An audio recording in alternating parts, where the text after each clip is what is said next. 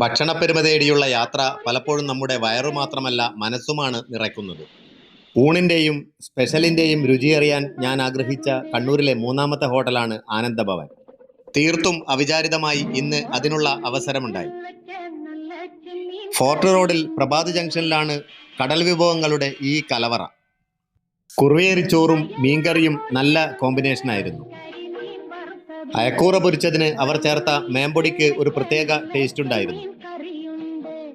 അയക്കൂറ കഴിച്ച് പകുതിയായപ്പോഴാണ് മുരുയിറച്ചി പൊരിച്ചത് ഉണ്ട് എന്നറിഞ്ഞത്. ഏതായാലും നനഞ്ഞിറങ്ങി ഇനി കുളിച്ചു കയറാമെന്ന് തന്നെ തീരുമാനിച്ചു. ഒരു പ്ലേറ്റ് മുരുയിറച്ചിയും ഓർഡർ ചെയ്തു. ഇത് ജീവിതത്തിൽ ആദ്യമായിട്ടാണ് ഞാൻ കഴിക്കുന്നത്.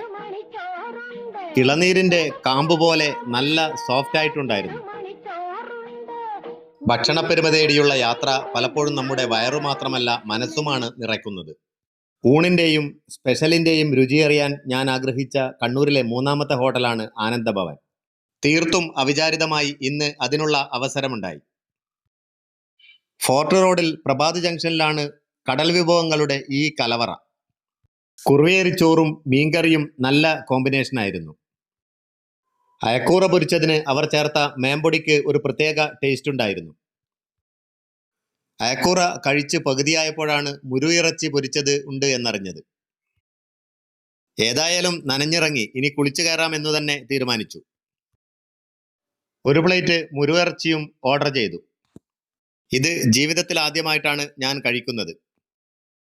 ഇളനീരിന്റെ കാമ്പ് പോലെ നല്ല സോഫ്റ്റ് ആയിട്ടുണ്ടായിരുന്നു.